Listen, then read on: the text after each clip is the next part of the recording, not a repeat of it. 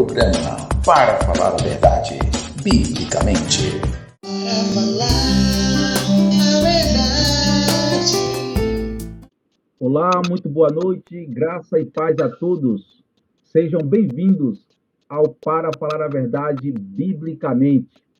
Hoje, sábado, 30 de outubro de 2021, estamos aqui mais uma vez para falar a verdade biblicamente. Estamos ao vivo pelo YouTube e também pelo Facebook. Então, curtam, compartilhem, joguem aí nos grupos, dá essa força para a gente continuarmos nessa obra do Senhor. Estamos hoje aqui para conversarmos nesta noite de sábado com ele que é confeiteiro dos bons, né? E é músico também, capelão e aconselhador de casais, né? Seja bem-vindo ao Para Falar a Verdade nesta noite, Diácono Glaucio Reinaldo. Graça e paz, boa noite. Graça e paz, Patrick. A paz a todos que estão nos assistindo. Eu que agradeço a rica oportunidade, né? Não só por estar no programa, pelo prestígio, pelo convite, mas por Deus estar nos sustentando, né? E nos levando a falar do amor dele, a falar da palavra dele, da sua justiça e, acima de tudo, usar a palavra de Deus para corrigir, redarguir e ensinar. Eu que agradeço, desde já fico muito privilegiado pelo convite. Amém. Glória a Deus. É isso aí. Vamos assistir um rápido vídeo e já voltamos para darmos início à nossa conversa de hoje aqui para falar a verdade, biblicamente. Viu Deus que não era bom que o homem ficasse só. Então disse: farei para ele uma ajudadora que ficará ao seu lado. É osso dos meus ossos e carne da minha carne. Este é o assunto de hoje do Para Falar a Verdade Biblicamente, casamento. Muito bem, estamos de volta para falar a verdade biblicamente. Você assistiu esse vídeo aí e o assunto de hoje é esse: casamento. Então, o diácono Glaucio Reinaldo, ele serve a Deus ali na Igreja Cristã Fé e Missões, né? Na rua Pioval 109, no Jardim Vista Alegre. Diácono Glaucio, qual o significado do casamento no seu contexto bíblico e secular? Amém, amém. Patrick, para entendermos melhor sobre o casamento, temos que entender as suas fundamentações, né? Seus pilares, a qual ele é formado, porque entendemos assim que o casamento, no seu contexto bíblico, é uma instituição divina, criada pelo próprio Deus. O casamento é tido como um vínculo sagrado entre um homem e uma mulher, instituída pelo próprio Deus e diante dele, né? Então, vemos que, voltando lá na origem, né, em Gênesis 2:22, vemos ali o primeiro matrimônio sendo realizado, né? Quando o próprio Deus ali, depois de ter havido tirado a costela de Adão, formou a mulher, né? O termo hebraico Yeser, que é de algo bom, fazer outro algo melhor. Então ele ali tira a costela de Adão, depois de ter feito ele cair num profundo sono, e de ali ele forma a mulher. E leva a mulher até Adão, onde o Adão segurou e falou: essa sim é carne da minha carne, osso dos meus ossos. Então vemos o primeiro matrimônio sendo realizado ali. Então o casamento no contexto bíblico tem essa configuração, né? O homem e a mulher, algo formado diante do próprio Deus e pelo próprio Deus. Já no seu contexto laical, né? No seu contexto no meio secular, entendemos que o casamento ele é formado, o próprio nome já diz tudo, né? Que é o ato ou o efeito de casar-se, uniciar. Duas pessoas que se unem voluntariamente em condições de sancionada pela lei, de modo que se estabelece uma família legítima, né? Então, diante da lei, foi formada família legítima. Isso a gente vê que foi dado origem em 1890, trazido ali pelo então regente do governo, Marechal Deodoro da Fonseca, da então República dos Estados Unidos do Brasil, dando no decreto de número 1081, né, 181, decreto. Atualmente o casamento ele é regulamentado pelo Código Civil Brasileiro de 2022, e ele necessariamente, né, isso eu estou falando no meio secular, ele precisa ser monogâmico, pode ser celebrado por casais heteroafetivo e infelizmente por homoafetivo. Via de regra, a idade mínima para os noivos, no caso a idade núbia, é de 16 anos, e um contrato feito bilateral assinado diante das duas testemunhas por parte de direito de constituir família com comunhão plena. Esse é no seu estado laical. Então o casamento no seu contexto bíblico tem sua configuração, ele é monogâmico, ele é heteroafetivo, duas pessoas distintas, porém ambas com um único significado: adorar a Deus com sua própria vida. Amém? Ok. Glaucio, quais as implicações Numbet? Numbet, para dar uma explicação aqui, isso Numbet, né? É o adjetivo e o substantivo de dois gêneros, né? Quais as implicações Numbet? Amém. Nubens, né? No caso, casais prometidos. As implicações, no caso, exigidas, impostas através do casamento aos noivos, fiz aqui algumas divisões. Tem a primeira implicação ao casal. Tem que haver um projeto comum para o casal. Que ele seja equilibrado, isto é, que atenda às necessidades, né, o anseio das duas partes. Essa é a primeira implicação aos casais. A segunda, tem que haver entre as partes confiança. Então, é aplicada essa implicações que tem que haver confiança entre o casal, entre ambas as partes. Que contribua melhor, né, para esse projeto em comum de vida. Então, através da confiança fica mais acessível ter um projeto comum de vida. E em terceiro, a terceira implicação a qual eu dividi aqui, que tem que haver disposição em ambas as partes para aplicar concessões em prol do bem comum. Então tem que haver concessões, tem que alguém alguma outra vez ceder para que permaneça o bem comum, para que assim as coisas sejam mais benévolas e menos hostis. No caso, um projeto de vida comum, tem que haver confiança e tem que haver concessões. Essas são algumas implicações aplicadas aos nubentes, né, aos prometidos, o futuro casal, permanentemente noivos. Essas são algumas das implicações. Amém? E quais são os seus benefícios? Amém. Patrick, falando em termos de benefícios, são inúmeros benefícios, que a gente poderia levar o programa todo aqui falando sobre benefícios do casamento. Mas coloquei aqui somente dois benefícios que traz ao casal, no caso, o casamento que traz aos casais. Dois benefícios. Primeiro, entendemos que lá no início, em todo o decorrer da criação, em tudo que Deus olhava, criava, ele falava que era bom, que viu que era bom. Mas chegou um certo ponto que o próprio Deus olhou e teve a primeira negativa na narração bíblica, que não era bom que o homem ficasse só. Então vemos aí o primeiro benefício. No caso, nós não já estamos mais sós. Quando casamos, você tem alguém para partilhar, compartilhar a sua vida.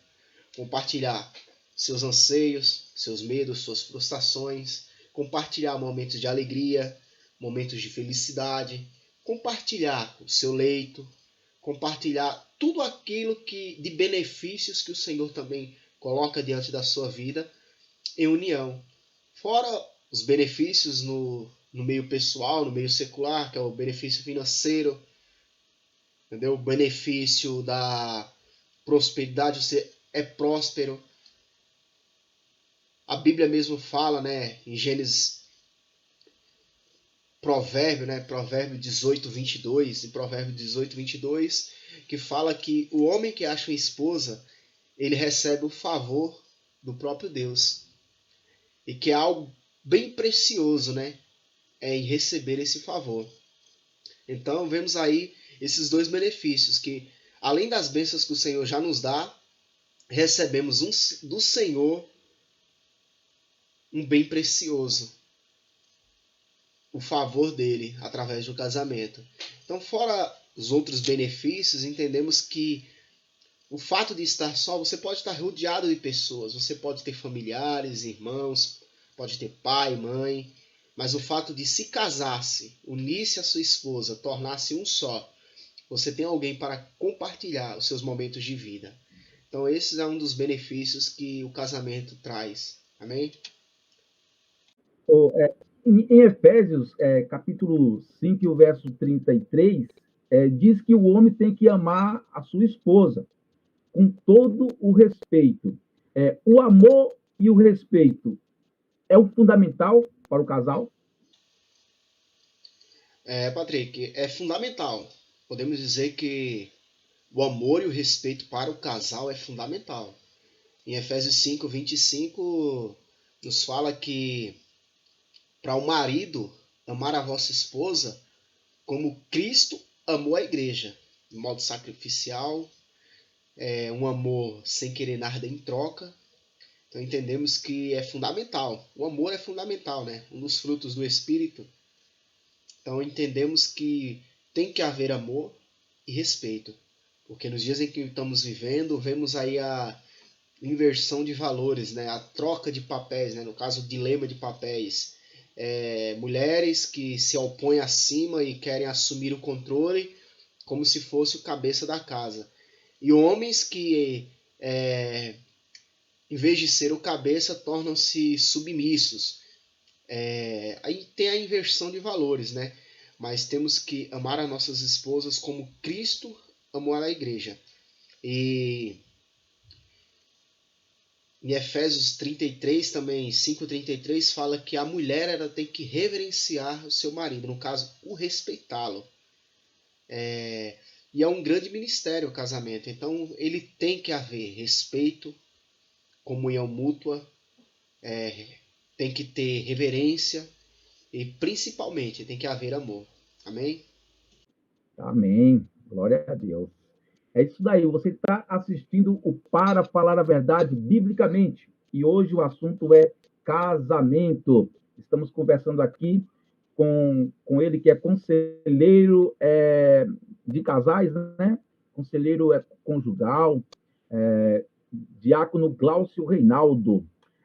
Diácono Glaucio, qual o modelo de casamento que devemos seguir? Ou um modelo de casamento que deve ser seguido? Amém, Patrick, amém. Qual o modelo de casamento que deve ser seguido, né? Estamos aí num tema aí que desperta bastante polêmica nos dias de hoje, né? Com tantos estilos de casamentos realizados, né? Casamentos homoafetivos, contratos de união estável, entre outros, né? Entre outros. Mas o casamento, o modelo de casamento a ser seguido, deveria e deve ser feito pelo cristão, o modelo bíblico. E que modelo é esse? Entendemos que o modelo bíblico, o casamento, ele é monogâmico, heteroafetivo e insolúvel. Então, monogâmico, a monogamia, né? No caso, no início, Deus até que permitiu que havesse ali, não vamos dizer permitiu, né? Mas era necessário que houvesse pessoas que depois auxiliassem as esposas daqueles que iam para a guerra e voltavam, não tinha condições de se manter por ter seus esposos mortos em guerra. Deus permitia que outra pessoa a tomasse como esposa. Mas bem mais à frente, Deus autorizou o próprio Jesus Cristo a reestabelecer esse padrão original de monogamia. O próprio Jesus disse, quando foi indagado por alguns escribas e fariseus com o intuito de o testar acerca do casamento, e ele respondeu o seguinte: aqueles que o criou desde o princípio o fez macho e fêmea, homem e mulher. Então, por essa razão, deixará seu pai, sua mãe, e apegar-se-á, novamente no singular, a sua esposa. E os dois, não é trio, não é quarteto, é os dois, serão uma só carne. Isso está escrito em Mateus 19, do 4 ao 5. Então entendemos que tem um padrão, principalmente monogâmico, heteroafetivo, duas pessoas de séculos opostos. Mais tarde também o apóstolo Paulo, ele é enfático em nos aconselhar que tenha cada homem sua própria esposa e cada mulher seu próprio marido. E está escrito em 1 Coríntios 7, no seu capítulo 2. A Bíblia também diz que o homem ou o marido, para receber funções especiais dentro de uma congregação, ele precisa ser marido de uma só esposa. Isso é quando Paulo escreve ao jovem Timóteo, está escrito na primeira carta a Timóteo 3, seu capítulo 2, e no seu capítulo 3, no seu versículo 2 e versículo 12. Ele fala a respeito de como deve ser ali um diácono, como deve ser uma pessoa que recebe, é incumbido um serviço especial ao trato dos demais. Ele necessariamente tem que ser casado com uma única esposa. Então vemos esse padrão, o padrão bíblico, monogâmico, heteroafetivo e insolúvel. Então o casamento modelo a ser seguido deve ser esse. Amém? O Diácono Glaucio, hoje em dia, né, tem relacionamentos, tem noivos, e aos olhos dos seus parentes, tanto do lado do homem como do lado da mulher, enxergam que vai ser um casal bem-sucedido, abençoado, até a morte os separe. E quando casam, logo 2, 3 meses depois, as pessoas começam a ter a notícia que já se separaram. Então, o que torna um casamento insustentável? Ok, vamos lá. Então, o que torna o casamento insustentável, né, Patrick? O que torna o casamento insustentável, a gente tem que entender que é a quebra de princípios. Principalmente a quebra de princípios. Princípios estes que são o princípio bíblico, moral e ético. Então, quebrando esses 3 princípios, o casamento torna-se instável. E tem algumas, fora esses parâmetros, né? Fora esses parâmetros, tem algumas implicações que tornam o casamento insustentável. A dificuldade na comunicação, aquela comunicação mecânica, né? Que fala realmente porque é necessário. A incompatibilidade de gênio, no que diz respeito ao caráter, temperamento.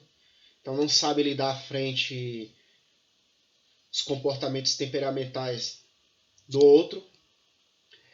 A frieza afetiva. A frieza afetiva, né, ela apresenta queixa de não ter certeza dos seus sentimentos e, mesmo estando juntos, se sente só. A dificuldade em romper com a família externa também é um dos fatores, no caso, fatores que tornam o casamento insustentável. Muitas das vezes a família externa ainda influencia, compromete a vivência do casal na nova família, e entre outros fatores, né, que afeta o casamento. Dentro dele tem a grosseria, os maus tratos, né? De parte de um dos cônjuges. Tem a parte da competição, né? Que o casal, quando ele se une, ele tem que entender que quando eles unem-se, eles formam uma parceria e não uma competição. E muitas das vezes, depois que eles casam, eles tentam provar para si mesmo que ele é melhor que o outro. Sempre fica sublimando ali a esposa, o esposo, e fica aquela competição. E problemas da sexualidade, né? De parte do marido, que reclama por quantidade, de parte da mulher, que reclama por não ter tanta atenção, por ser não considerada. Relacionamento extraconjugal é um dos fatores também que torna o casamento insustentável, né? Felizmente, no dia que estamos, vemos pessoas que se casam, mas depois procuram pessoas mais novas, ou procuram pessoas com conteúdo diferente, também conteúdo pornográfico pela internet, são alguns dos fatores que tornam o casamento insustentável, né? As questões de finança, divergência no trato dos filhos, ali no orientar os filhos na criação, tem divergências de pensamento, dificuldade em cumprir com os papéis respectivos do casal, né? No caso, o homem quer ser tratado como a mulher, ficar em casa, varrer, lavar, limpar, não aceita ter responsabilidades. A mulher, por sua vez, por a família externa estar influenciando, se torna a cabeça do lar. Aí tem aquele dilema de papel, né? Assume os papéis opostos, sai para trabalhar e fica sustentando o marido. E foge do padrão bíblico, né? O homem foi ali dado a incumbência de guardar e cultivar o jardim, e a mulher sua ajudadora. Então entendemos que tem esse dilema de papel também. A ausência na cooperação das atividades domésticas, né? Que no cenário em que vivemos hoje, vemos que a mulher, infelizmente, tem que sair do lar também para trabalhar, e quando volta ela se depara com a tripliação, né? Que ela tem que cuidar do marido, cuidar dos filhos, cuidar do lar e ainda se preocupar com o trabalho externo. E muitas das vezes o esposo não tem a sensibilidade de entender esta parte, esse quesito, que ele também precisa auxiliar nas tarefas domésticas. Então são alguns fatores, né? E outras situações, como problemas de saúde, ciúme, possessividade, né? Insegurança afetiva, a infidelidade, a violência, seja ela verbal ou física, segredos e culpa. Isso tudo torna um padrão de família disfuncional. Então, no caso, tem esses fatores, né? No caso, alguns princípios como base, né? Como, vamos dizer assim, via de regra, tem que ser obedecidos, que é os princípios bíblicos, éticos e morais. E fora esses outros fatores que influenciam na desestabilização do casamento, no caso, né? Então, tem esses problemas que são oriundos de diversos fatores, seja por não obedecer o que diz as Escrituras, não obedecer o que diz realmente nossas leis regulamentares e agir com um caráter disfuncional. Então, isso tudo torna um casamento instável. Sim. Amém. E o que fazer para que esse casamento seja estável e saudável? Amém, Patrick. Então, como tornar o casamento estável e saudável? No caso, a gente remete lá no início, né, que tem que ser obedecido princípios. Tem que obedecer os princípios bíblicos que nele contém. E dentro desses princípios a gente encontra o princípio da sustentabilidade. E que princípio é esse? É o princípio que aquele que instituiu o casamento é quem lhe dá, quem lhe oferece melhor sustentabilidade. Então, o único Deus que estabeleceu esse casamento, ele tem que estar dentro do casamento para que esse casamento seja estável e saudável. Então, é necessário conhecer as bases e as fundamentações bíblicas do casamento. É preciso para que ele seja saudável e estável. E saudável e estável, né? Então, e o princípio da espiritualidade. Eu dividi aqui em 10 princípios. Então, o princípio da espiritualidade é uma das coisas mais importantes que pode fazer é mergulhar em estudos da Escritura, examiná-la com diligência, usufruir da palavra de Cristo, né? Usufruir dela e dos seus ensinamentos, né? Que ali na Bíblia contém a respeito do casamento. É necessário. Então, o princípio da sustentabilidade, que aquele que instituiu o casamento é quem dá a melhor sustentabilidade. O princípio da espiritualidade, que é necessário mergulhar de cabeça nos estudos bíblicos a respeito do casamento. Princípio de valores. Às vezes vocês perguntam, tudo tem valores, né? Valores, seja ele dinheiro, crianças, o sexo, a política, a religião, e muitas outras coisas. Aí, o que é importante para você? É importante para o seu cônjuge? Algumas pessoas nem mesmo sabem disso, né? Então, tem que ser conversado, tem que ser avaliado quais as escalas de valores, se os valores das coisas para seu cônjuge é o mesmo que o seu.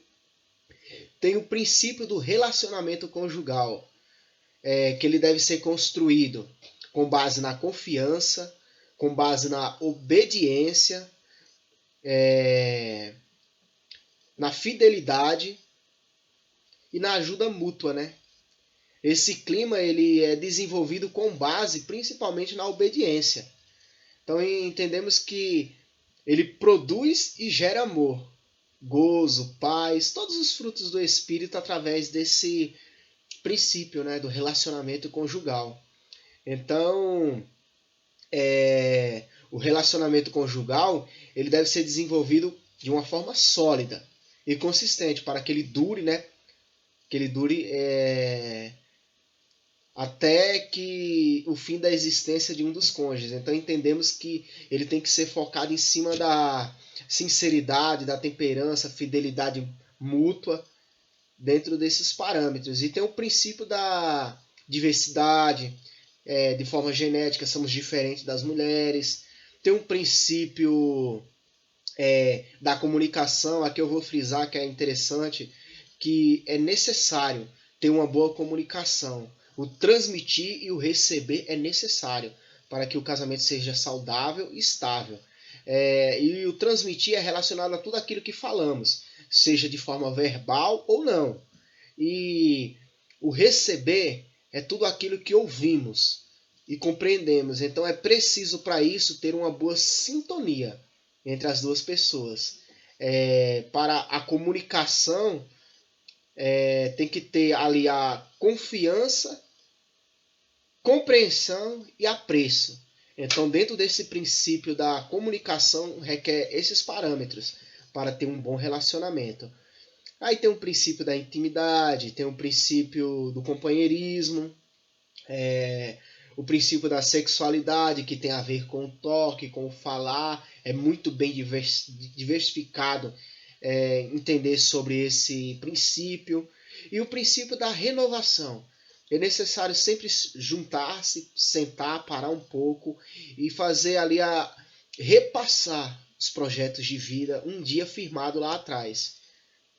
E dar o devido valor a esses projetos, né, para que o casal venha se fortalecer. Então todos esses princípios, entre outros, que só procurando, focando nos estudos na Bíblia, tem que ser obedecido para que o casamento seja saudável e estável. Amém? Amém. Como você citou aí, lá na origem, né, do casamento, lá em Gênesis, a gente para pensar como foi, né, o Adão dizendo que a culpa foi da Eva, né, e a Eva colocou a culpa na serpente. E a gente imagina eles depois, fora do jardim, como foi o relacionamento deles. Com certeza, eles chegaram um para o outro e ali pediram perdão. Se desculparam, né? Um acusar o outro, mas, na verdade, todos ali erraram, e principalmente o Adão. E em Colossenses 3, verso 13, diz que para suportarmos um ao outro e perdoar como o Senhor perdoou. O perdão tem que fazer parte da relação conjugal? Sim, Patrick, sem sombra de dúvida, o perdão é fundamental. Toda a vida no cristianismo, o perdão ele é tido por excelência. O próprio Jesus nos ensina que devemos perdoar.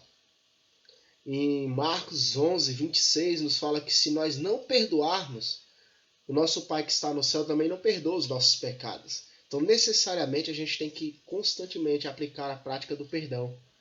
Não só dentro do relacionamento conjugal, mas interpessoal, social, tem que haver perdão. Tem aquele versículo que fala que se alguém errar contra você, nós temos direito de perdoar 70 vezes 7. Mas o perdão ele tem que ser algo que nasça de dentro do cristão, né? Temos que praticar o perdão. Perdão ele é algo que não só cura quem está sendo perdoado, mas quem também está liberando o perdão, né? Mais à frente lá, a palavra do Senhor fala também que quando a gente não está bem com a nossa esposa, corre o risco de nem nossas orações ele receber. Ele não recebe, né, a oração daquele que realmente está ali com rixa, com o cônjuge. Então, temos que perdoar, temos que sentar e conversar, pôr tudo em pratos limpos e resolver as diferenças e as mudanças, né, para que nesta tensão não se instaure um conflito, uma crise. Amém? É verdade. Verdade. É isso aí. Então, o perdão é muito importante dentro do relacionamento, né? Até porque o homem, né, tem o seu orgulho. Então, muitas das vezes, muitos maridos, né, não quer deixar o seu orgulho e confessar que pisou na bola, que errou mesmo, né, e pedir perdão para poder resolver a situação. Da mesma maneira, tem mulheres também que têm o seu orgulho e cometem os seus erros, né? Todos nós podemos errar, mas também não chega para o marido e pede perdão e acaba aí destruindo o seu próprio casamento, né? Então, o perdão é muito importante dentro do relacionamento, como disse aqui o nosso diácono Glaucio Reinaldo, nesta noite de sábado, aqui no Para Falar a Verdade Biblicamente, o assunto é casamento. Vamos assistir um rápido vídeo e já voltamos para continuarmos com a entrevista com Glaucio Reinaldo sobre o assunto casamento. Viu Deus que não era bom que o homem ficasse só. Então disse: farei para ele uma ajudadora que ficará ao seu lado. É osso dos meus ossos e carne da minha carne. Este é o assunto de hoje do Para Falar a Verdade Biblicamente, casamento. E queria perguntar para o nosso conselheiro conjugal, diácono Glaucio Reinaldo, o casamento, ele pode ser dissolvido? Amém, Patrick. Então aí voltamos, né? Voltamos aí um tema que já é discutido desde lá do tempo de Jesus, né? Pelas respectivas escolas, a de Hillel e a de Shammai, onde uma ia de um extremo e a outra ia a outro extremo, se poderia ou não se separar por qualquer coisa, se poderia ou não dissolver o casamento. Aí, como da parte minha, né? No caso, no meu pouco conhecimento que o Senhor nos traz através das luzes das Escrituras, eu vou ficar simplesmente com o que diz o programa, né? Biblicamente. O que é que a Bíblia fala a respeito desse assunto? Então vemos que em Mateus 19, né, do 1 ao 12, chegam ali para testar, pôr o Senhor à prova e pergunta, né, a respeito se por qualquer coisa pode, né, o marido repudiar a sua esposa. E o Senhor foi enfático em falar: não.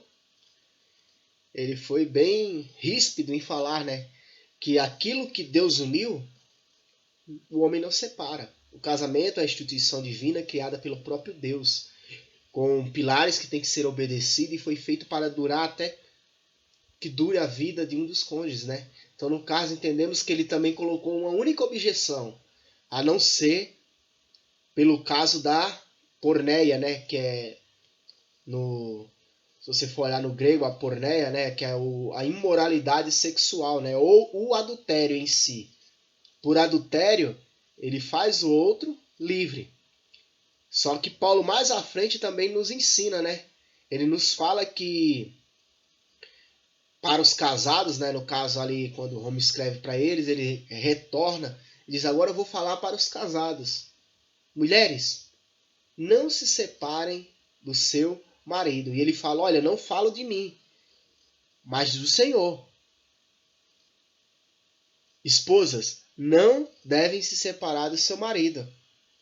E marido, não deve se separar das vossas esposas. E ele ainda fala: olha, mas se separarem, permaneçam solteiros. Ou tentem se reconciliar com eles. E o próprio Jesus fala que aquele que deixa sua esposa e une-se a outra, este comete adultério. E vice-versa. Até que os discípulos indagaram a ele e perguntaram: mas Senhor, realmente é desse jeito? Então é melhor que nem case, né? Aí o Senhor, por sua vez, os responde: realmente, há uns que foram chamados para esse ministério. Há outros que foram feitos eunuco. Há outros que se fizeram eunuco. E outros que fizeram dele eunuco. Então entendemos que o reino ele é bem diversificado. E respondendo à pergunta, no caso, se o casamento pode ou não ser desfeito ou ser dissolvido, infelizmente pela lei constitucional do nosso país, ele pode realmente ser dissolvido depois de um ano de contrato feito. Depois de um ano ele pode ser desfeito pela lei judicial. Ele pode ser dissolvido, mas biblicamente falado, ele não pode. E é um cenário que vemos hoje dentro de muitos ministérios, muitas igrejas, denominações, a prática desse uso, né? O jovem se casou, não deu certo com a esposa, e ali se separaram e casaram novamente. Infelizmente, tem uma má notícia para vocês. Estão cometendo adultério. Porque aquilo que Deus uniu, não se separa o homem. Amém? Verdade. O que leva o casamento a entrar em crise? O que fazer para sair desse ambiente hostil e enfermo? Amém, Patrick. Então entendemos que o que fazer, né, para que o casamento ele não entre em crise. E o que fazer para que ele, depois de ter entrado numa crise, saia desse ambiente hostil e adoecedor, né? Então vamos entender primeiramente o que é crise. Crise nada mais é que a inabilidade de administrar um conflito. O que é um conflito? É a diferença de percepção de uma determinada situação. Então, dentro do relacionamento, sempre haverá esses conflitos. Você vai ver de uma forma e sua esposa verá de outra. Então, tem visões diferentes de uma determinada situação. Então, isso é um conflito. Aí, quando eu não sei lidar com esse conflito, quando eu não sei administrar esse conflito, o casamento entra em crise. E antes dele entrar em crise, e se tornar um casamento disfuncional, né, um ambiente promovedor de processos adoecedores pela potencialização de diferenças de percepção, ele nos dá sinais, né? Ele é oriundo de alguns sinais. Então, antes do casamento entrar em crise, ele nos passa algumas informações. Primeiro, a negativa, né, que é a tendência de passar por cima as tensões. Você sabe que nada tá bom, que teve uma discussão, mas aí você faz o quê? Você deixa, né? Você deita e deixa para amanhã, resolver amanhã. Sempre fica adiando, né? É o evitar. Então são sinais que é mandado. Você tem que perceber, administrar esse conflito para que ele não entre em crise. No fato de repetir sempre a mesma discussão e nunca resolve. As diferenças, no caso, né? Atitude defensiva, que no caso quer dizer não me importo. E nos sinais mais sérios, né? Que é a quebra total de comunicação, ataques sobre a integridade física e moral, e a desvalorização, que a gente fala que é o suicídio emocional, né? Quando a esposa tem aquele suicídio emocional que sente que não está sendo valorizada, e vice-versa. A desistência, quando realmente há separação, isso é uma crise já instaurada. Então ele manda esses sinais. Então a gente tem que saber lidar frente a essas situações para que o casamento não entre em crise. E para ele sair da crise, é necessário, porque isso é um círculo. Isso é um círculo que vai se repetir. Então, o que fazer para sair desse círculo? Ele tem que ser quebrado. Então, para ser quebrado, primeiro tem que fazer o quê? Obedecer princípios. Princípios bíblicos, éticos e morais. Principalmente princípios bíblicos. Tem que ser obedecido. E tem que ser quebrado esse círculo. Porque o que acontece? Se ninguém mexer no conflito, ele segue o círculo natural. Então vai ter que ter mudanças. O que é que acontece? Mudou. Não era assim quando eu casei. O que é que está acontecendo, né? O que está acontecendo aqui? Então, faz parte do círculo. Dilemas de papéis. Onde você não tem por interesse, né, assumir as suas responsabilidades, né? É onde você diz, mas a culpa é do outro. No dilema de papel é assim. Coletas de injustiça. Mulher é boa em fazer isso, né? Que é quando começa a abrir o baú, fica juntando aquilo que passou, coletando toda a injustiça que sofreu. Depois da coleta de injustiça vem a confrontação, né? Depois que o baú já está aberto, o negócio agora é jogar na cara. E nessa parte do círculo, a intenção não é dar uma resolução ao problema, mas sim em condenar o outro, em mostrar que realmente o culpado é o outro. Tem a conformação, né? Que no caso a conformação é quando você diz, aceita a situação, e é muito sério isso, que é como se fosse uma falsa resolução, quando você acha que resolveu as coisas, mas nada resolveu. Você diz, nada vai mudar, então vida que segue, e deixa passar. Então é preciso quebrar, na melhor oportunidade, quebrar para restabelecer um relacionamento saudável. Tem que quebrar esse círculo. Não pode deixar acontecer. Então, nisso a gente dizendo que sempre é bom sentar, conversar, esclarecer quais são as mudanças que está ali causando conflitos, entendeu? Então, em todo relacionamento conjugal haverá conflitos. E se fará necessário desenvolver a habilidade de formas de lidar com essas tensões, para que seja um ambiente saudável e não hostil. Amém?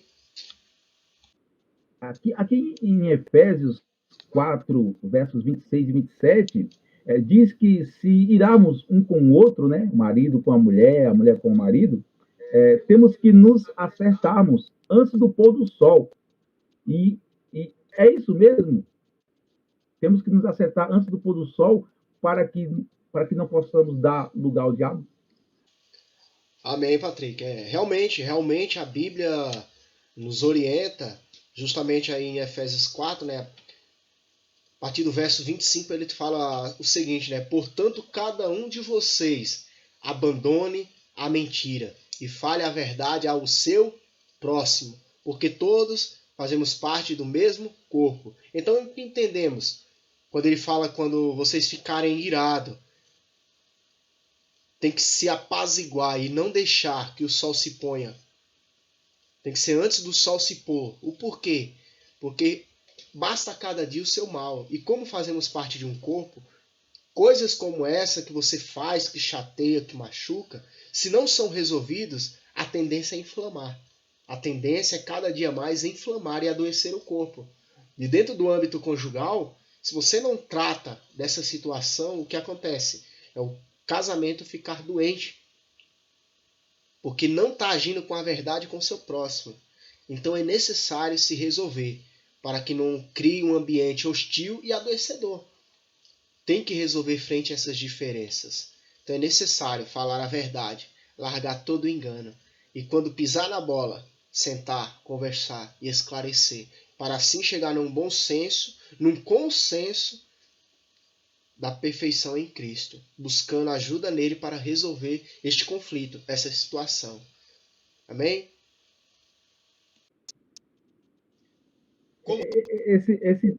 Esse tema aqui, não cortando você, o Glaucio, esse tema aqui, ele fala comigo. Eu estava vivendo uma situação dentro do casamento, né? E parece que a minha esposa leu esse versículo, sabe? Porque eu estava correndo, né? Do assunto, do meu erro, né? Tava, como você falou, e ela me chamou para conversar. A minha esposa me chamou para conversar sobre isso. E parece que ela leu esse versículo, que ela me chamou para conversar em uma praça, debaixo do sol. Então, antes que o sol se põe, a gente já sentamos ali no banco da praça, né? E conversamos e eu pedi perdão e reconheci o meu erro, a minha falha, né? Onde eu estava pisando na bola, e ali nos acertamos. E graças a Deus, a gente continuamos o relacionamento e isso vai fazer já uns 5 anos, isso já vai fazer. E como diz lá em Provérbios 18:1, e se nós nos isolarmos, isso pode causar algo terrível entre nós, porque vamos ficar egoístas, achando que aquele erro que cometemos é certo, né? E ficamos insensatos e não vamos colocar em panos limpos a situação e o casamento vai pro beleléu. Então, a palavra de Deus, ela tem resposta para tudo, né? Sim, plenamente, resposta para tudo. A falta do diálogo pode destruir o casamento, né? Não, com certeza, com certeza. O diálogo, a comunicação, no caso, falar, o deixar ouvir, a compreensão é essencial para o relacionamento. Tá certo. O Diácono Glaucio, qual conselho você deixa para os casais? Amém, amém, evangelista Patrick. Assim, não digo de mim mesmo, né? Fazer como Paulo. Não digo de mim mesmo, mas o que a palavra mesmo fala. Que vós, marido, amai as vossas mulheres, a vossa mulher, como Cristo amou a igreja. E assim mesmo se entregou por ela. Então que venhamos realmente amar nossas esposas com esse amor sacrificial. O amor que não requer nada em troca. O amor doador. E para as mulheres o que está escrito em Efésios 5:33, né? Que reverencie o seu marido, como também está escrito em Provérbios 31, do 10 ao 12, né? Que a mulher é virtuosa, quem o achará, né? Que enriquece o marido e engrandece ele. E aí ele faz bem e não mal, todos os dias da sua vida. Então, que venhamos ter este amor mútuo, né? Um amor fidedigno, um amor fiel, um amor que realmente venhamos nos doar, abrir mão de exigências próprias, realmente crucificar a carne para deixar o Espírito vivificar. E assim formarmos essa parceria desse projeto tão divino feito pelo próprio Deus, né, que é o casamento, essa instituição, né, esse ministério glorioso. E através da vida dessas duas pessoas que, porém, imperfeitas, que pessoas, como eu posso falar, diferentes, pessoas que são com gênios diferentes, né? Mas que juntos têm o mesmo propósito, glorificar a Deus com suas vidas. Esse é o conselho que eu deixo para todos os casais, né? Amém? Amém. Glória a Deus. Quero aqui agradecer pela ter aceitado o convite ao conselheiro matrimonial Glaucio Reinaldo. Muito obrigado por ter aceito aí o convite. Deus te abençoe. Amém, Patrick. Eu que agradeço, né? Agradeço aí pelo convite. Me sinto honrado, né? Se precisar de mim, estou aí à disposição. E agradeço a todos que ficaram, né, até o fim com a gente aí desse maravilhoso programa, né? E creio eu que vão fazer o uso do que aqui foi dito, do que aqui foi falado, não de nós mesmos, mas direcionado pelo Espírito Santo. Eu agradeço a oportunidade. Amém. Glória a Deus. Também quero agradecer a todos que estão assistindo pelo YouTube e também pelo Facebook. Que Deus vos abençoe e que o Espírito Santo fale ao seu coração. Você marido, você esposa, deixa Deus conduzir vocês nesse relacionamento até a eternidade. Amém? O Para Falar a Verdade fica por aqui. Até o próximo, se Deus quiser. Boa noite a todos. Graça e paz.